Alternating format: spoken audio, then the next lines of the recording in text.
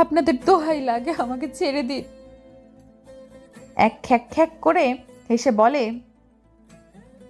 ছেড়ে তো দেবই সুন্দরী, তার আগে হা হা। আপনাদের পায়ে পড়ি, আমাকে ছেড়ে দিন।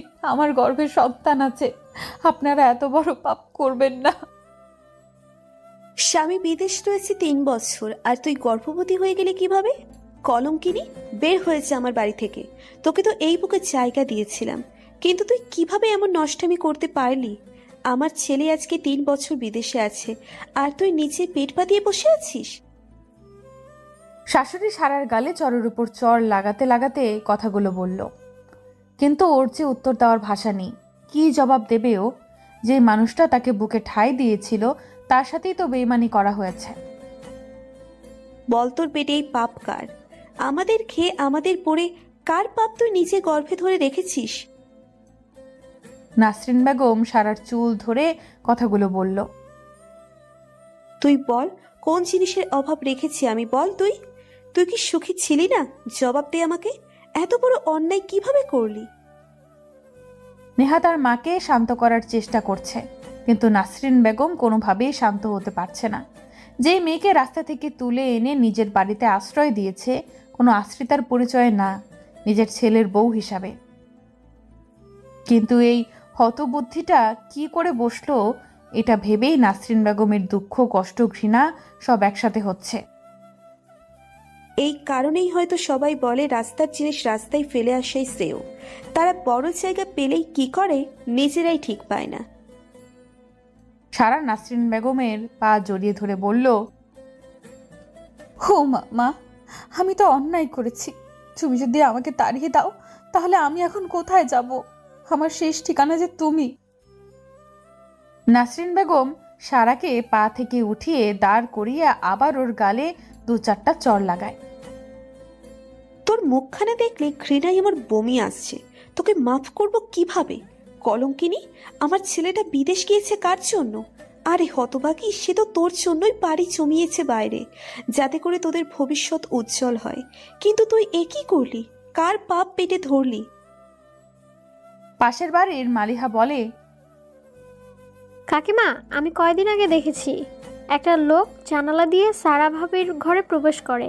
আমি তখন বিষয়টা বুঝতে পারিনি, বা আমার মাথায় এই জিনিসটা কাজই করেনি, কিন্তু এখন বুঝতে পারছি ভাবের পেটের বাচ্চা বাবা হলো সেই লোকটা। নাসরিন বেগম ফোনটা হাতে নিয়ে ছেলের কাছে কল দেয়। আমান কলটা ধরে।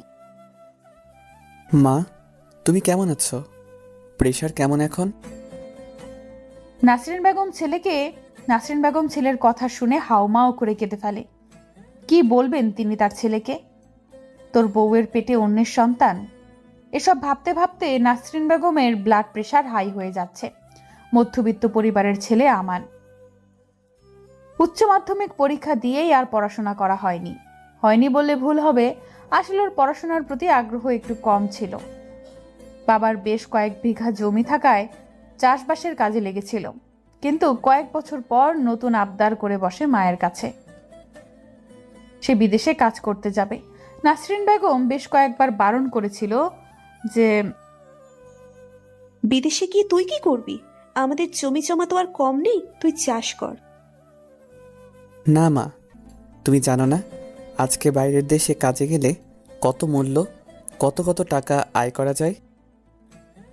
কিন্তু কোনো কিন্তু করো না মা, আমি তো বেশি দিন থাকবো না, মাত্র 5 বছর ওখানে থাকবো, তারপর আবার চলে আসব। এখানে এসে একটা বড়সড় ব্যবসা করব। নাসরিন বেগম শেষমেশ রাজি হয়, কিন্তু একটা শর্ত জুড়ে দেয় যে যাওয়ার আগে বিয়ে করে যেতে হবে। ভাগ্যক্রমে সারার সাথে দেখা হয়। মেয়েটা অনাথ ছিল।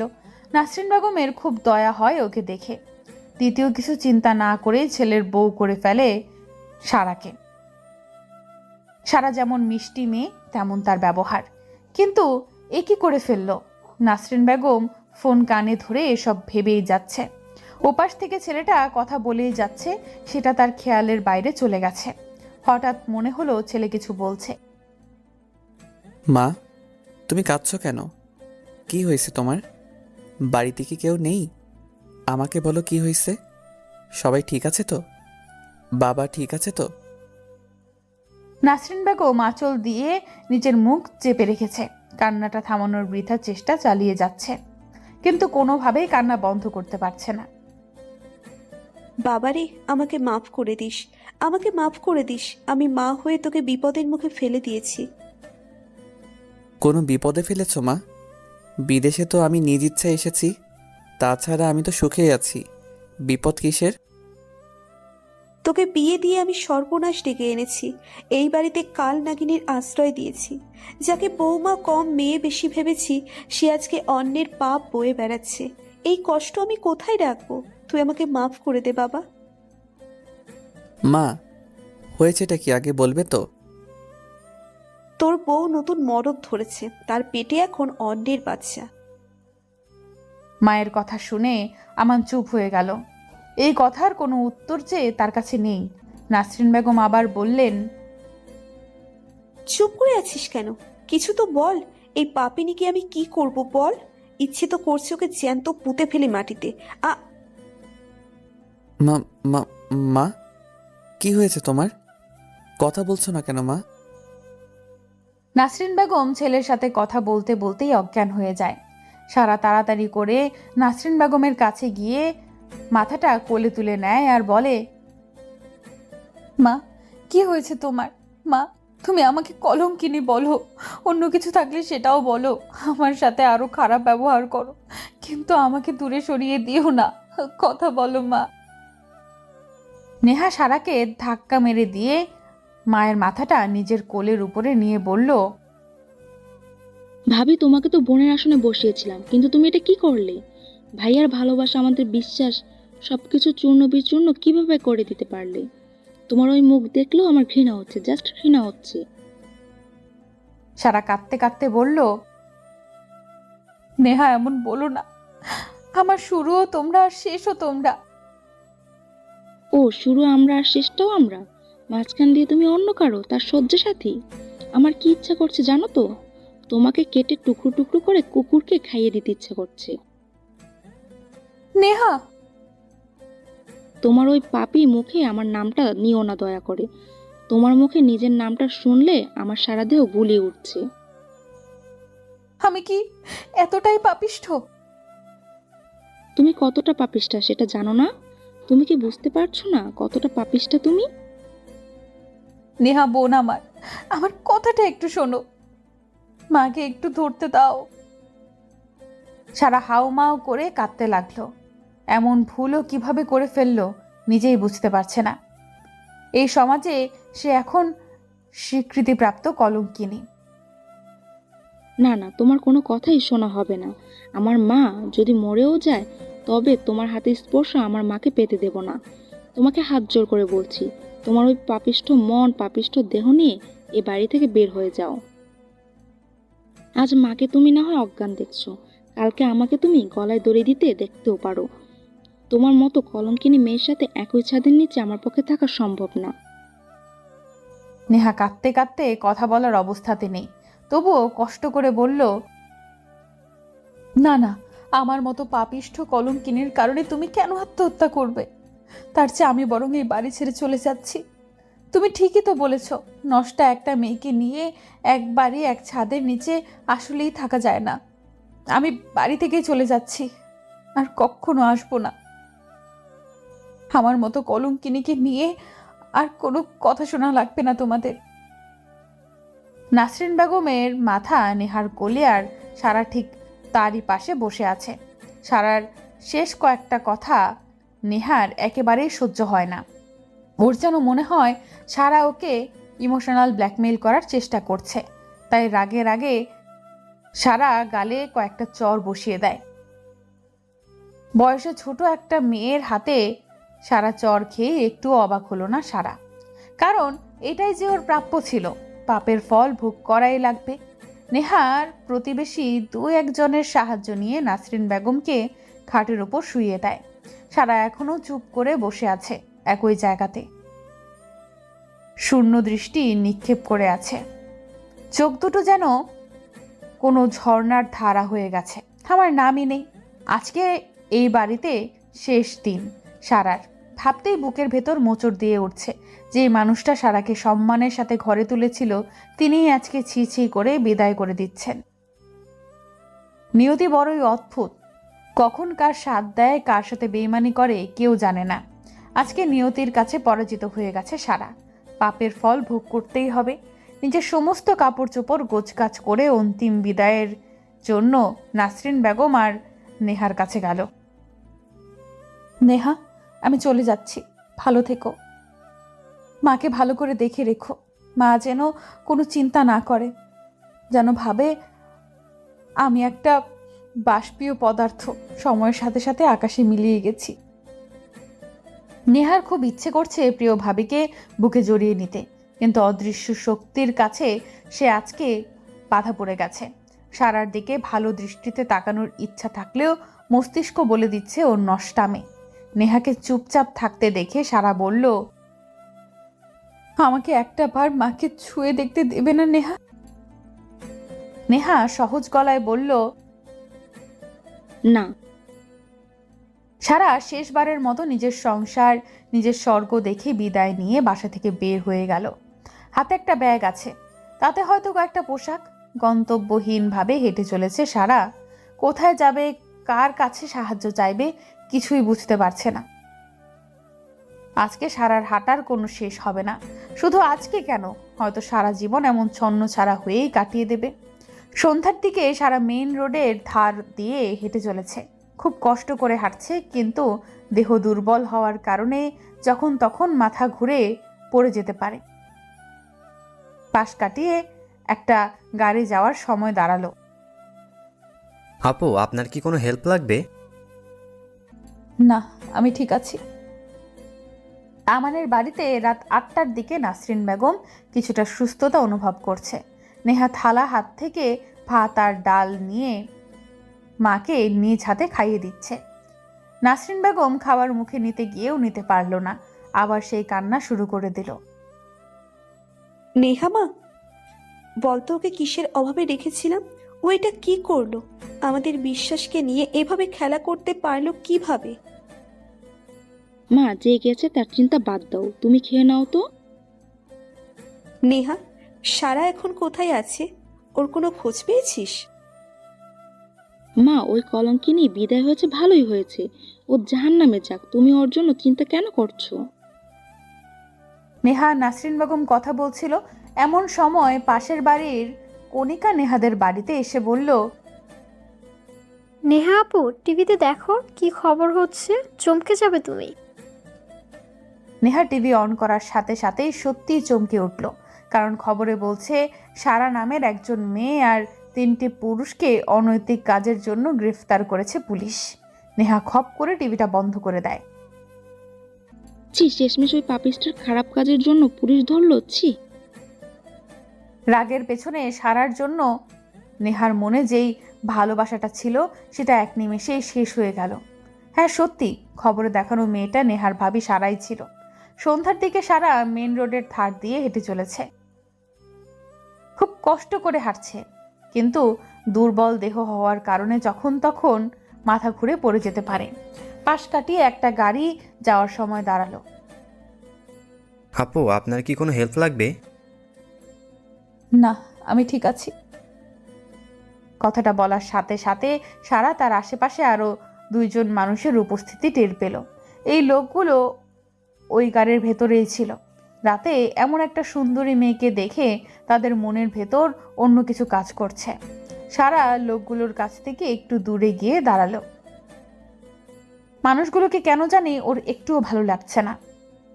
কথার ভেতর একটা অন্য ভাব আছে যেগুলো প্রকাশ করা যায়।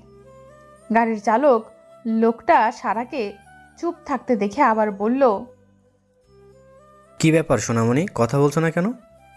আবার আমাদের থেকে দূরেও সরে যাচ্ছ? সারা লোকগুলোর মতলব ভালোভাবেই বুঝে গেছে, কিছু না ভেবেই পালাতে গেল। কিন্তু পুরুষ মানুষের সাথে দৌড়ে পেরে ওঠে না সারা, তাদের হাতে ধরা পড়ে যায়। চিল্লাচিল্লি করতে থাকে, কিন্তু আশেপাশে সাহায্য করার মতো কেউ ছিল না। আপনাদের দোহাই লাগে, আমাকে ছেড়ে দিন। এক খ্যাক খ্যাক করে হেসে বলে, ছেড়ে তো দেবই সুন্দরী, তার আগে আপনাদের পায়ে পড়ি, আমাকে ছেড়ে দিয়ে, আমার গর্ভে সন্তান আছে, আপনারা এত বড় পাপ করবেন না। সুন্দরী, তোমাকে দেখে তো ক্লাস 9-এর মেয়ে মনে হয়। তা পেটের বাবুটার বাবা ঠিকঠাক আছে নাকি আমরা স্বীকৃতি দেব? লোকগুলোর হাসি সারার দেহে ঘিন ঘিন লাগিয়ে দিচ্ছে। খারাপ মানুষের ভাষা কোনোদিন ভালো হতেই পারে না। এদের থেকে বাঁচার কোনো উপায় নেই সারার। সারার উপর যেই না ঝাঁপিয়ে পড়বে, অমনি সময় দরজা ভেঙে পুলিশ প্রবেশ করে। সারা পুলিশকে দেখে দেহে যেন প্রাণ ফিরে পায়। তাড়াতাড়ি লোকগুলোর পাশে কাটিয়ে দৌড়ে পুলিশের কাছে চলে গিয়ে হাঁটু গেড়ে বসে হাউমাউ করে কাঁদতে লাগে আর বলে, আপনাদের অসংখ্য ধন্যবাদ। আজকে যদি আপনারা না আসতেন তাহলে হয়তো। অতিরিক্ত কান্না করার ফলে সারা ঠিক মতো কথা বলতে পারছে না। পেছন থেকে লোকগুলো ভেতর থেকে একজন বলে উঠল, তোমাকে যে 5,000 টাকা চুক্তি করে এক রাতের জন্য নিয়ে আসলাম, আর এখন পুলিশকে পেয়ে সাজু সাজার চেষ্টা করছো? সারা যেন আকাশ থেকে পড়ল। ওদের এহেন কথায় সারা নিজের কথাই হারিয়ে ফেলেছে। মানুষ নিচে নামতে নামতে কোথায় চলে গেছে? একটা নিরীহ মেয়েকে তুলে এনে তার নামে এমন কলঙ্ক লাগিয়ে দেবে?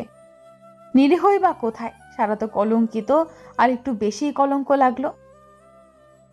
কিন্তু এই কলঙ্ক কি এখানেই থেমে থাকবে নাকি আরো বাড়তে থাকবে? একজন মেয়ে পুলিশ সারার চুলের মুঠি ধরে। এই পতিতার বাচ্চা, এত ভালো সাজা নাটক কিভাবে করিস? বিশ্বাস করুন, এই লোকগুলো আমাকে তুলে এনেছে, এখন নিজেরা ধরা পড়ে আমাকে মিথ্যা অপবাদ দেওয়ার চেষ্টা করছে। পুলিশ আর কোনো কথাই শোনে না। সারা আর বাকি আসামিদের থানায় নিয়ে চলে যায়। এদিকে এলাকার বড় ইয়াবা ব্যবসায়ীরা পাকড়াও হয়েছে সেটা মিডিয়ার কাছে পৌঁছে যায়। তার সাথে সাথেই থানায় চলে আসে। পুলিশের কাছে সমস্ত ঘটনা শুনে তারা সারাকে বাজারের মেয়ে বলে মিডিয়ার সামনে তুলে ধরে। অনেক মিডিয়ার কাজ শুরু থেকে কিছু না জেনেই মুখের কথা প্রচার করা, যার জন্য সারার গায়ে নতুন কলঙ্কের কালি লেগে গেল। নেহা নাসরিন বেগম টিভিতে শুধু বানোয়াট একটা প্রচার দেখে, যেখানে না দোষ আছে সাংবাদিকের, না সারার, আর নাইবা পুলিশদের। ওই মানুষরূপী জানোয়ারগুলোর সব আজ অপবাদের উপর অপবাদ সারার ঘায়ে এসে পড়ল। সবাইকে জেলের ভেতর ঢুকাতে গেলে সারা বারবার আকুতি মিনতি করতে থাকে আর কথা একবার শোনার জন্য। ওসি মিসেস রেহানার সামনে বসে আছে সারা। হ্যাঁ বলো, তুমি কি বলতে চাও? সারার সাথে ঘটে যাওয়া সমস্ত ঘটনা খুলে বলে। তুমি ইচ্ছে মতো বানিয়ে বানিয়ে সবকিছু বলবা আর আমি বোকার মতো মেনে নেব? আমার পেটের সন্তানের কসম খেয়ে বলছি, আমার কোনো অপরাধ নেই, আপনি যাচাই করে দেখতে পারেন। মিসেস রেহানা লকআপের ভেতরে গিয়ে ওই 3 জনকে ভয় দেখায় যে সত্য কথা না বললে ক্রস ফায়ারে দেবে। মৃত্যুর ভয়ে সবাই পায়। তারাও পেয়ে স্বীকার করে যে তারা মেয়েটাকে জোর করে তুলে এনেছে। মিসেস রেহানা যে মানুষটাকে পুলিশের চাকরি জীবনে কোনো দিন মাথা নিচু করেনি, সে আজকে সারার হাত ধরে মাথা নিচু করে বসে আছে। আমাকে তুমি মাফ করে দাও মা, আমার আগেই তোমার কথা শোনা উচিত ছিল। আমার এই অপরাধে যে কোনো ক্ষমা নেই। আপনি এমন বলবেন না, আপনি যেটা ভালো মনে করেছেন সেটাই হয়েছে। তাছাড়া লোকগুলো সেই সময় যেভাবে মিথ্যা কথাগুলো বলছিল, সেটা বোঝার ক্ষমতায় ছিল না যে সেগুলো মিথ্যা বানোয়াট কথা। কলঙ্ক তো আমার গায়ে লেগেই আছে, আরও একটু লাগলো, এই আর কি। তুমি তোমার শাশুড়িকে কেন বলনি আসল সত্যটা? তার যে সত্যটা হজম করার মতো দেহের অবস্থা নেই। যদি বলি তাহলে তিনি মারা যাবে। আমি কি করে তাকে মেরে ফেলি? যেই বুকে আমায় আশ্রয় দিয়েছে, আমি কিভাবে সেই বুকটাকে দুনিয়া থেকে বিদায় করে দেই? থানাতে সারা এবং মিসেস রেহানার কথোপকথন। আমার বাবাকে মাকে এসবের কিছুই জানতাম না। যখন জ্ঞান বুদ্ধি হয়েছে তখন থেকেই নিজেকে অনাথ হিসেবেই জেনেছি। একটা অনাথ আশ্রমে জীবনের 20-21 বছর পার করেছি। আশ্রমটি ছিল আমার মা, আশ্রমটিই ছিল আমার বাবা। কিন্তু এলাকার প্রভাবশালী এক লোকের ছেলে নাম শিহাব আমার উপরে কুনজর পড়ে। সে আমাকে আমার মা বাবার কাছে থাকতে দেয় না। সে বারবার আমাকে কুপ্রস্তাব দেওয়ার চেষ্টা করে। আমি অনেকবার পুলিশে কমপ্লেন করেছি এবং আশ্রমের পরিচালককেও বলেছি, কিন্তু ক্ষমতা তাদের হাতে থাকায় আমার কোনো লাভ হয়নি। একদিন রাতে আমার ঘরে বসে বসে কবিতা লিখছিলাম। হঠাৎ দিয়া নামের একটা মেয়ে এসে বলে, সারা আপু, তুমি এখনই পালিয়ে যাও, বিপদ আসছে। মেয়েটার বয়স ছিল 8 থেকে 9 বছর। পাতার গালটা একটু টেনে দিয়ে আদর করে বললাম, আমার আবার কিসের বিপদ? জানো সারা আপু, আমি যখন বাথরুমের দিকে যাচ্ছিলাম তখন অফিস রুম থেকে কিছু মানুষের ফিসফিসানি শুনতে পাই। তো এই রাতে অফিস রুমে তো কেউ থাকে না, তাই আমি দরজায় কান পেতে শোনার চেষ্টা করি। তাদের মধ্যে কেউ একজন বলে, সারা মেয়েটার খুব সাহস হয়েছে, ওকে রেপ করে মেরে পুঁতে ফেলবো। জানো আপু, কথাটা শুনে আমি খুব ভয় পেয়েছি, তাই বাথরুমে না গিয়ে তোমার এখানে কথাটা বলতে চলে এসেছি। দিয়ার কথাটা শুনে আমার বুকটা কেঁপে ওঠে। যেখানে এত বছর ভালোবাসার সাথে বেড়ে উঠেছি, আজ সেই জায়গা আমার থাকবে না। নিষ্ঠুর দুনিয়ায় সব কষ্ট যেন আমার উপর লেগেই আছে। দিয়া মেয়েটা জিজ্ঞেস করে, আচ্ছা সারাপু, রেপ জিনিসটা কি? আর সেটা করলে মেরে ফেলবে কেন? ছোট মেয়েটাকে এই বিষয়টা বোঝানোর মতো কন্ডিশন ছিল না।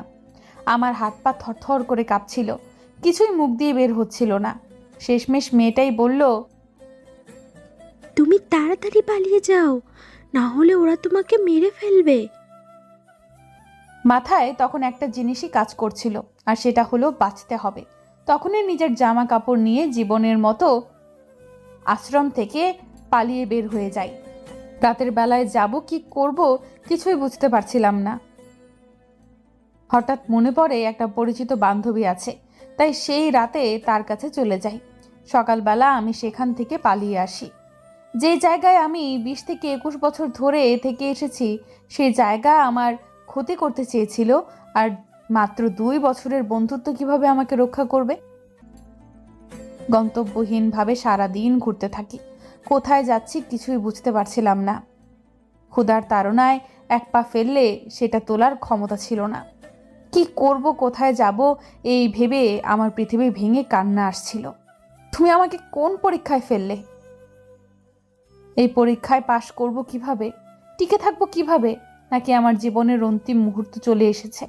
হাঁটতে হাঁটতে হঠাৎ মাথা ঘুরে পড়ে যাই। যখন চোখ খুলি তখন নিজেকে হসপিটালে আবিষ্কার করি।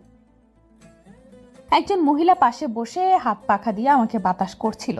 তিনি আমাকে জানান যে তার ছেলে পাশের শহর থেকে ফেরার সময় রাস্তার মাঝে আমাকে পড়ে থাকতে দেখে। কেউ সাহায্যের হাত বাড়িয়ে দেয় না, তাই সে নিজেই আমাকে এই হসপিটালে ভর্তি করে।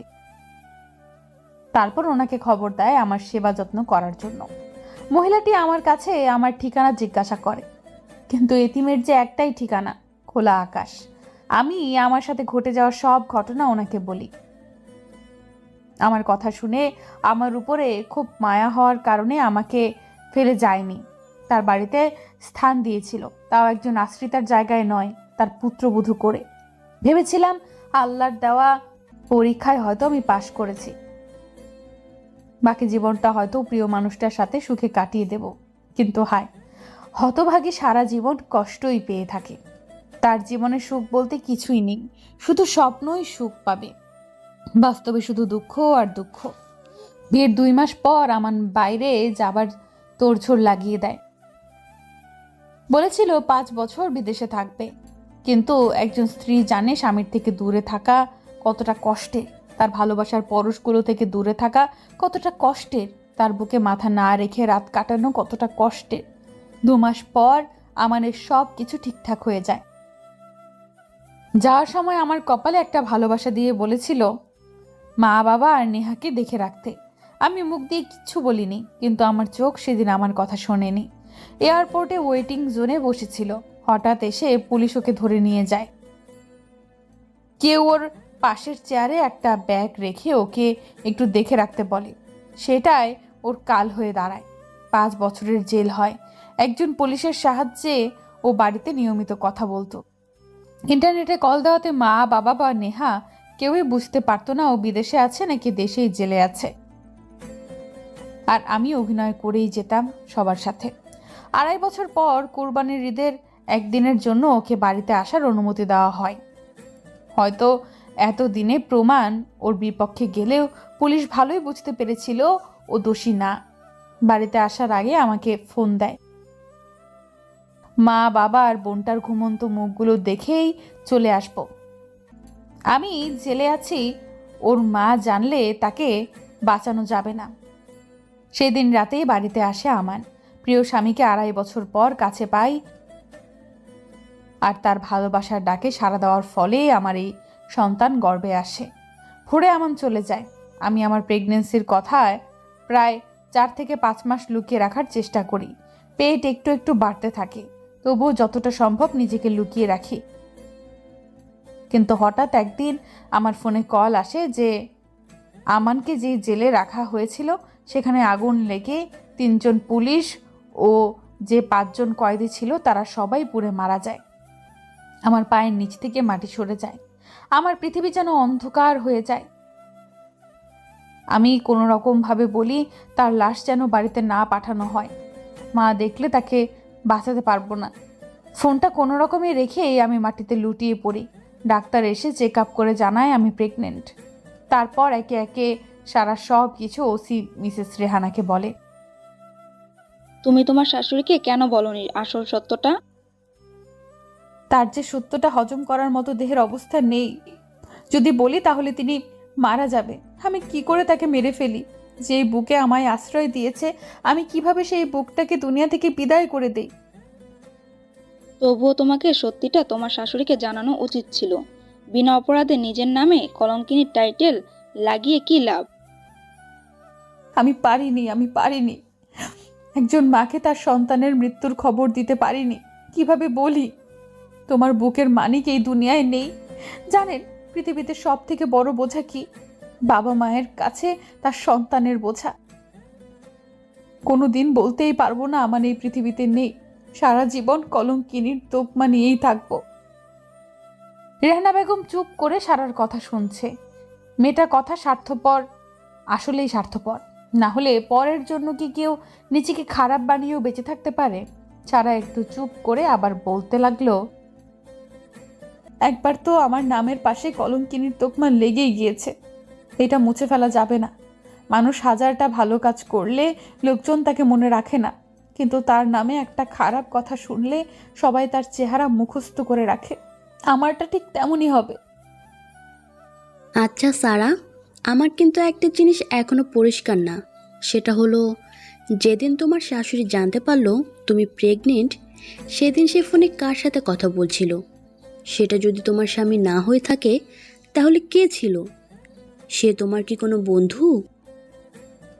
সারা বিশেষ রেহানার কথাটা শুনে সেটা ভাবুক হয়ে গেল। উনি তো ঠিক কথাই বললেন। তাহলে সেদিনের লোকটা কে ছিল? আমি তো এত পরিমাণ শোকে ছিলাম যে এই কথাটা আমার মাথায় আসেনি। কে ছিল সে? তারপর সারা কিছুটা ভেবে নিজেই বলল, এমনও তো হতে পারে যে আমান যে পুলিশের ফোন ব্যবহার করত সেই পুলিশটাই কণ্ঠ বদলিয়ে মায়ের সাথে কথা বলেছিল। কারণ আমি তো আগেই অনুরোধ করেছিলাম আমানের লাশটা যেন বাড়িতে না দেওয়া হয়। তাই হয়তো একটা মায়ের বুকে সন্তানের লাশ দেওয়ার থেকে সবার অজান্তে সে সন্তানের জায়গা পূরণ করে দিতে চাচ্ছে। মিসেস রেহানা নিজের চেয়ার থেকে উঠে সারার পাশে এসে দাঁড়িয়ে বলল, কিছু মনে করো না সারা, আমি একটা কথা বলি। আমি তো পুলিশ, তাই সবকিছুই সন্দেহের চোখে দেখি। বিষয়টা তো এমনও হতে পারে যে তোমার স্বামী মানে আমান, সে কোনোদিনই জেলে যায়নি, কোনো শর্ট সার্কিটের আগুনে মারা যায়নি। সবকিছুই তো তার প্ল্যানও হতে পারে। মিসেস সাবিনার কথা শুনে সারা কিছুটা দুশ্চিন্তাগ্রস্ত হয়ে গেল। তারপর হতাশ কণ্ঠে বলল, দেখুন ম্যাম, একটা মানুষের নিজের মৃত্যু নিয়ে নাটক করার তো কোনো মানে থাকতে পারে না। সে কেন নিজেকে আড়াল করে রাখবে? যদি বেঁচে থাকে এতে তার লাভটা কি? মিসেস রেহানা একটা লম্বা নিঃশ্বাস ছেড়ে বলল, আমরা চোখের সামনে যা দেখি তার অনেক কিছুই সত্য নয়। আর যেটা তোমার দৃষ্টির বাইরে ঘটেছে সেই জিনিস কিভাবে সত্য বলে মেনে নেওয়া যায় বলো তো? আমি তোমাকে কষ্ট দেওয়ার জন্য কথাগুলো বলছি না সারা, জাস্ট সন্দেহ হলো তাই বললাম। যাক ওসব কথা, এখন চলো আমার সাথে। সারা মুখের দিকে তাকিয়ে রইল। সাথে যাবে না মানে? কোথায় যাবে? মনের ভাবটা মিসেস রেহানা বুঝতে পারল। আমার বাড়িতে যাবে। বাড়িতে আমি একাই থাকি, একটা মেয়ে আছে, সে থাকে দেশের বাইরে। আমার হাজবেন্ডও দেশের বাইরেই থাকে, 3 মাস পর পর দেশে আসে। যাই হোক, চলো এখন। তাই বলল। সারার একটা আশ্রয়ের খুবই দরকার ছিল, তাই সে না করতে পারল না। এমনি তো প্রেগনেন্সির 6 মাস চলছে, এই সময় তার একটা নিরাপদ আশ্রয় চাই, যেখানে সে ভালো থাকতে পারবে, তার সন্তান ভালো থাকতে পারবে। কাছের মানুষ তো কেউ নেই। সন্তান পৃথিবীতে আসলে তাকে নিয়ে তবু পৃথিবীর সমস্ত অশুভ শক্তির সাথে লড়তে পারবে। মিসেস রেহানা বাড়িতে সারা একটা রুম দেখিয়ে দিয়ে বলল, দেখো, এই রুমটা তোমার। কোনো সমস্যা হলে আমার বাড়ির কাজের লোক আছে, তাদেরকে বলবে। তোমার সমস্ত সাহায্যে তারা চলে আসবে। আর কোনো চিন্তা করবে না। যে মানুষটা চলে গেছে তার জন্য কষ্ট পেয়ে যে আসতে চলেছে তাকে কষ্ট দিও না। মনে রাখবা, তুমি যদি কোনো নড়বড়ে ঘরের চালা হও তো তোমার গর্ভের সন্তানকে সেই ঘরের একটা মজবুত খুঁটি হতে হবে একদিন। নিজের খেয়াল রাখো, আর আমি সন্ধ্যায় ফিরবো। এখন আসি। সারা গুটি গুটি পায়ে বেডের উপর বসে নিজের পেটে হাত দিয়ে মনে মনে বলতে থাকে, কলঙ্কিনীর নাম শুনেও কষ্ট লাগে না, শুধু তোর জন্য, শুধু তোর জন্য বেঁচে আছি। আমি চাই তুই একদিন বড় হবি, মায়ের মুখ উজ্জ্বল করবি। রাতে খাওয়া দাওয়া সেরে সারা বিছানায় শুয়ে আছে, আমানের সাথে কাটানো মুহূর্ত নিয়ে ভাবছে। মানুষটাকে বেশি দিন কাছে পায়নি সারা, মাত্র কয়েক মাস মন ভরে ভালোবাসতে পেরেছে আমানকে। বিধাতা হয়তো সবার কপালে সুখ জিনিসটা রাখেনি। সময় মিসেস রেহানার ঘর থেকে কিছু একটা পড়ার শব্দে সারার ভাবনায় ব্যাঘাত ঘটে। বাসার সব লাইট বন্ধ, চাকর বাকর সব ঘুমিয়ে গেছে। সারা আস্তে আস্তে মিসেস রেহানার রুমের দিকে গেল।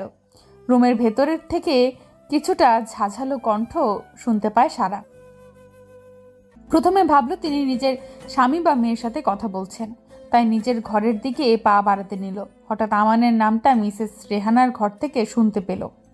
দরজাটা হালকা খোলা রয়েছে, তাই কথাগুলো বুঝতে একটু অসুবিধা হলো না সারার। মিসেস রেহানা আমানের সাথে কথা বলছে। সারাকে আমি কেন এত বড় ঘটনায় কালার করতে যাব? কেউ একজন থানা থেকে মিডিয়ার লোকজনকে খবর দিয়েছিল, আমার কিছুই করার ছিল না। ওপাশ থেকে, আমি তো জানি সারা তোমার স্ত্রী, তাহলে কেন আমি তাকে বদনামের ভাগিদার হতে দেব? তুমি অযথা রাগ করছো আমান, সে আমার মেয়ের বয়সী। ওপাশ থেকে, তুমি চিন্তা করো না আমান, ওকে আমি নিজের মেয়ের মতোই দেখে শুনে রাখবো। তুমি আমাদের মিশনের কথা ভুলে যেও না। এখন রাখছি, দেখি সারা কি করছে। সারা দ্রুত পায়ে নিজের ঘরের দিকে চলে গেল। আমান তাহলে বেঁচে আছে? তাহলে এই মানুষটার সাথে ওর কিসের সম্পর্ক? সারা তাড়াতাড়ি ঘরের ভেতরে এসে কাঁথা মুড়ি দিয়ে চুপচাপ শুয়ে থাকে। এমন একটা ভাব নিল যেন সে ঘুমিয়ে গেছে। সারার মনে মনে রাগ আর খুশি দুটোই হচ্ছে।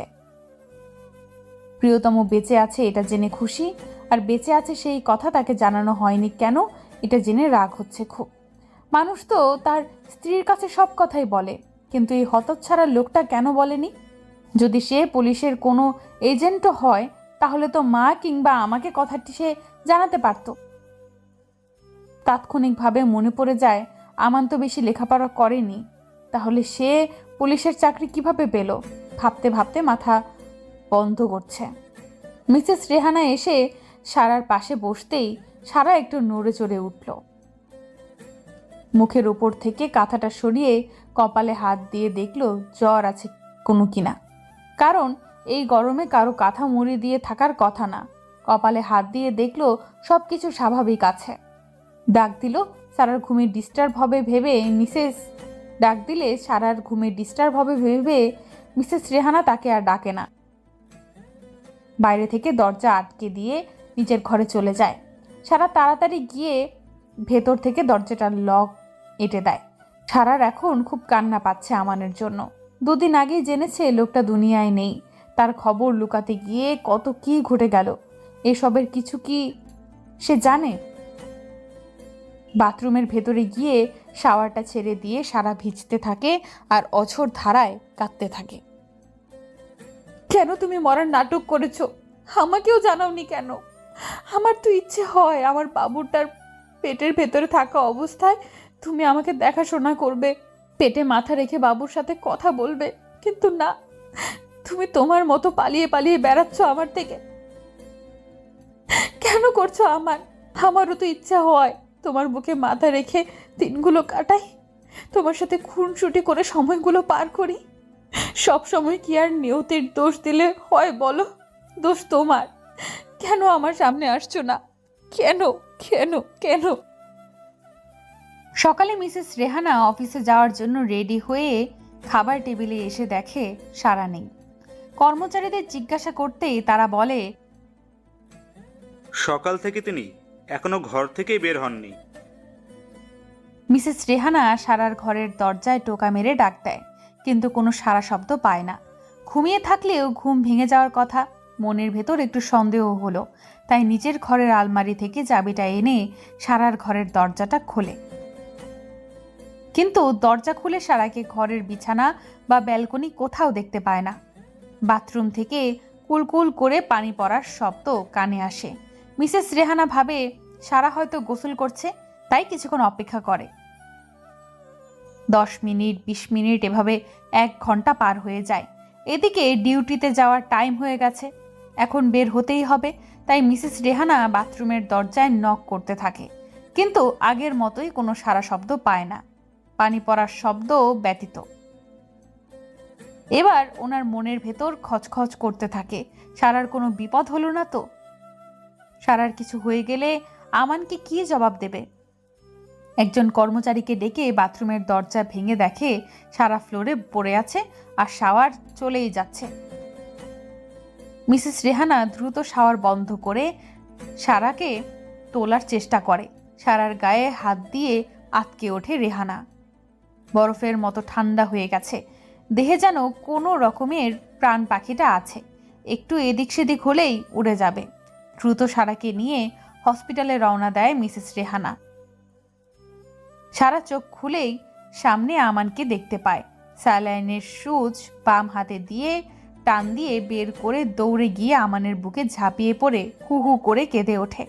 আমান 2 হাতের আঁচলায় সারার মুখটা ধরে কপালে একটা চুমু এঁকে দিয়ে বলে, আমি চলে এসেছি সারা, আর কিচ্ছু হবে না তোমার। জীবন চলে গেলেও কিছু হতে দেব না। সারাকে বেডে শুইয়ে দিয়ে ডক্টরকে ইশারা করে স্যালাইনটা আবার লাগিয়ে দিতে। এমনিতেই কিছুক্ষণ হলো সারার জ্ঞান ফিরেছে, তার উপরে আমানকে দেখে নিজের কান্না কোনোভাবেই থামাতে পারছে না।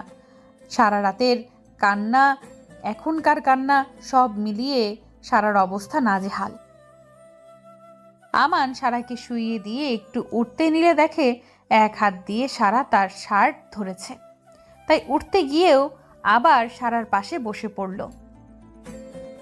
কোথায় যাচ্ছ তুমি? তোমাকে আমি আর কোথাও যেতে দেব না। আমার জীবন যতদিন আছে ততদিন আমার চোখের সামনে থাকবে। আমি মরে গেলে। আমান হাত দিয়ে সারার মুখ চেপে ধরে। এই জীবনে শুধু তোমার জন্যই সব সারা, তুমি না থাকলে আমান কিছুই না। খবরদার, আর মরে যাওয়ার কথা বললে কিন্তু আমি এবার সত্যি সত্যি মারা যাব। আমানের কথা শুনে সারা ফুপিয়ে ওঠে। আমান বুঝতে পারে সে ভুল কিছু বলে ফেলেছে, তাই 1000 বার সরি বলল। তোমার জন্য আমার কত কথা শোনা লেগেছে সবার কাছে। আমার ছোট নেহা, তার কাছে চড় খাওয়া লেগেছে। কত কষ্ট হয় জানো? সারা, তুমি হাইপার হইও না, সব ঠিক হয়ে যাবে। আমি তো চলে এসেছি, আর কোনো অপবাদ তোমার থাকবে না। সেই দিনই হসপিটাল থেকে রিলিজ নিয়ে সারাকে নিয়ে বাড়ির উদ্দেশ্যে রওনা দেয় আমান। যদিও এত তাড়াতাড়ি এসব করার ইচ্ছা ছিল না আমানের, কিন্তু মিসেস রেহানা বলল যে ওকে আর এত কষ্ট দেওয়া ঠিক হচ্ছে না। তাই সব কিছু এত তাড়াতাড়ি গাড়ি থেকে নেমে আমান সারাকে বলল, একটু অপেক্ষা করো, আমি আসছি।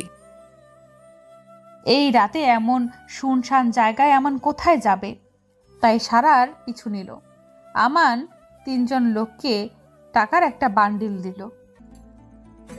এরা তো সেই 3জন যারা গত পরশু আমাকে তুলে নিয়ে গিয়েছিল।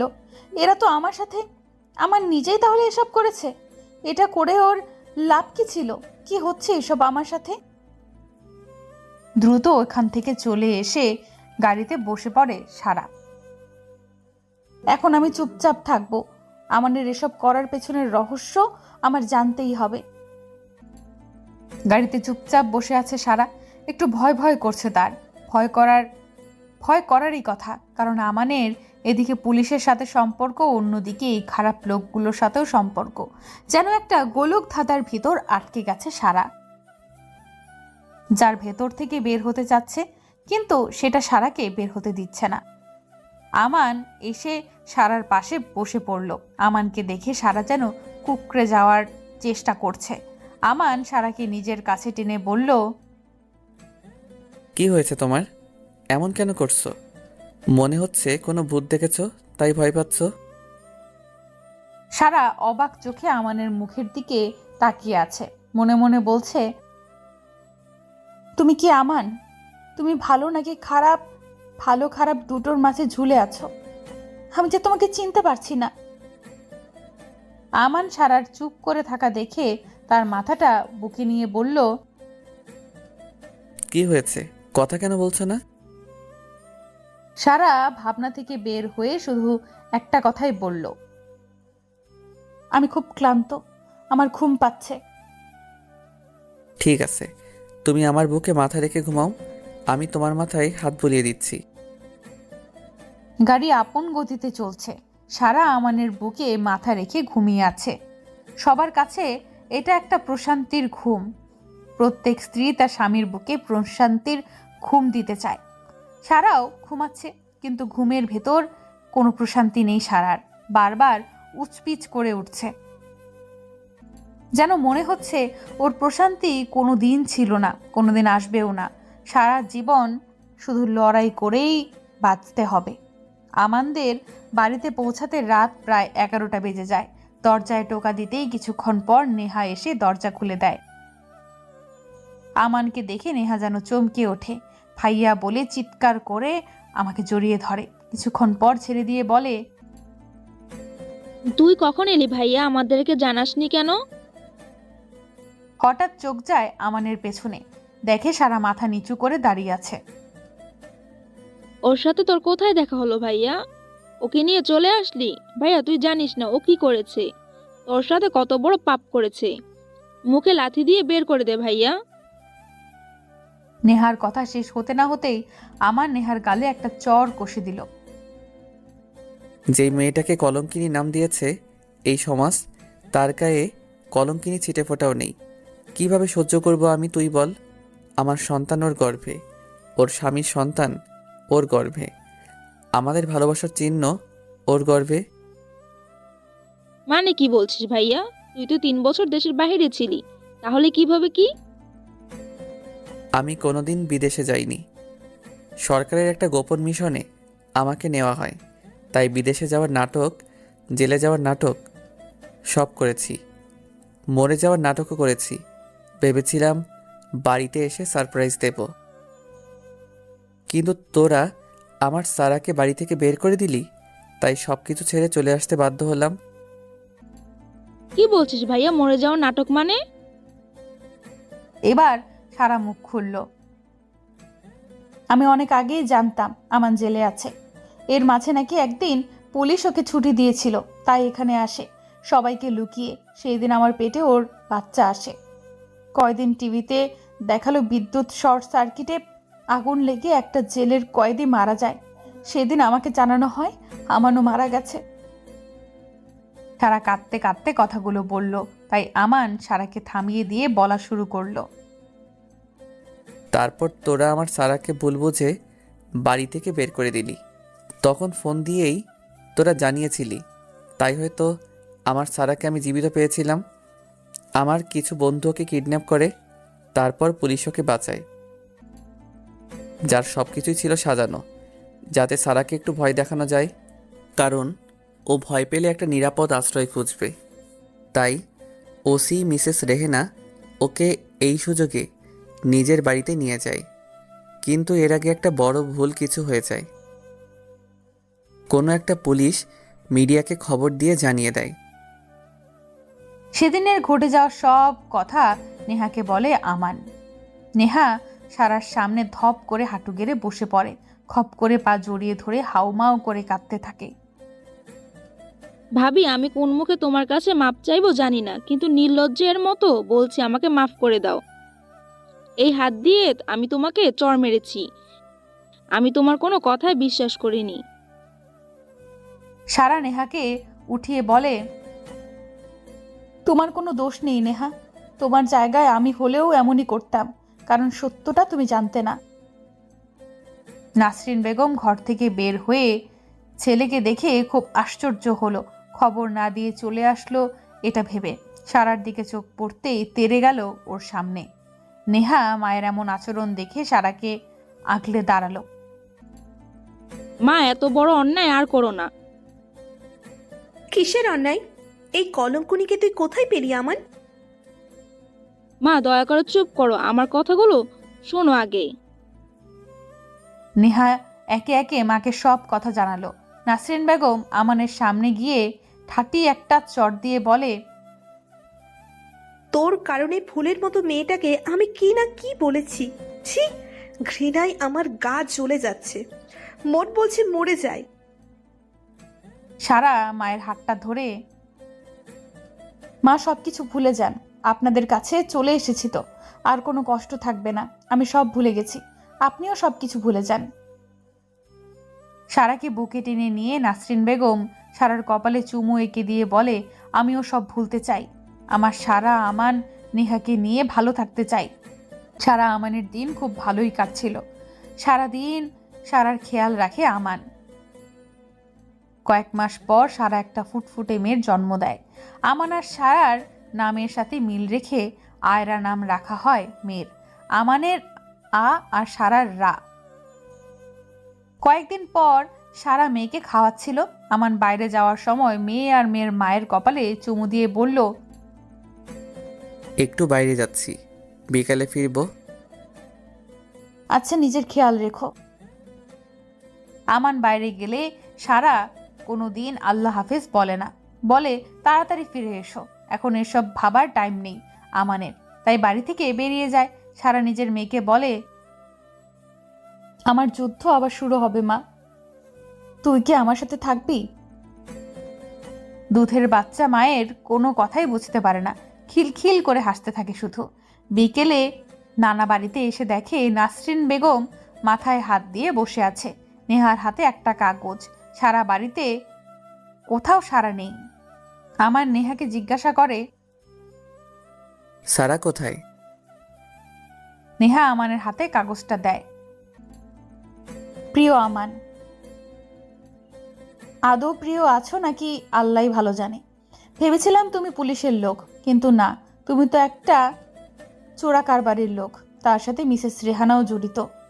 সব প্রমাণ আমার কাছে আছে, সেগুলো আমি কমিশনারের কাছে দিয়ে তারপর চলে যাব আমার আয়রাকে নিয়ে। ভাবছো আমি জানলাম কিভাবে? তুমি বাড়িতে আসার পর থেকে একটা ঘর তো তালা বন্ধ করে রাখতে, আমি কয়েকদিন আগে ওই ঘরের তালা খুলে ঢুকেছিলাম। চাবিটা তুমি হয়তো ভুলে বাড়িতে ফেলে গিয়েছিলে। সেখানে কিছু বক্স দেখতে পাই, সেগুলো খুলে দেখি তাতে অনেক বেআইনি অস্ত্র দেখতে পাই। একটা ফোন পাই, তাতে কিছু অডিও রেকর্ড পাই আমি, যেগুলো শুনে বোঝাই যাচ্ছিল তুমি পুলিশের লোক নও, তাদের শত্রু। আর মিসেস রেহানা তোমার সাহায্যকারী, যে পুলিশের পোশাক পরেও তাদের সাথে বেইমানি করে যাচ্ছে। যাই হোক, আমার মেয়েকে আমি একা মানুষ করতে চাই। এই চিঠি যতক্ষণে পেয়েছো ততক্ষণে আমি এলাকা ছেড়ে অনেক দূরে চলে এসেছি। আমি চাই না তোমার ছোঁয়া পড়ুক আমার নিষ্পাপ মেয়ের উপর। ভালো থেকো। আল্লাহ হাফেজ আবারও। ইতি কলঙ্কিনী। বাসের সিটে বসে আছে সারা, মেয়েটা কোলেই ঘুমিয়ে আছে। সারা ঘুমন্ত মেয়ের সাথে কথা বলছে। তোকে আমি পাপ মুক্ত রাখতে চেয়েছি মা, তুই যেন আমার উপর রাগ করিস না। তোর বাবাটা ভালো না, তুই থাকবি তো আমার সাথে? মেয়েটা ছোট ছোট হাত দিয়ে মায়ের হাতের একটা আঙুল ধরে চোখ পিটপিট করে তাকাচ্ছে আর মুচকি হাসছে মায়ের দিকে তাকিয়ে, যেন বলছে, মা, আমি তোমার সাথে সব সময় থাকবো, হারিয়ে যাব না কোনোদিন। গল্পটা কেমন হলো অবশ্যই কমেন্ট করে জানাবেন। নিয়মিত গল্প শুনতে আমাদের চ্যানেলটি সাবস্ক্রাইব করে বেল বাটনে ক্লিক করুন। ধন্যবাদ।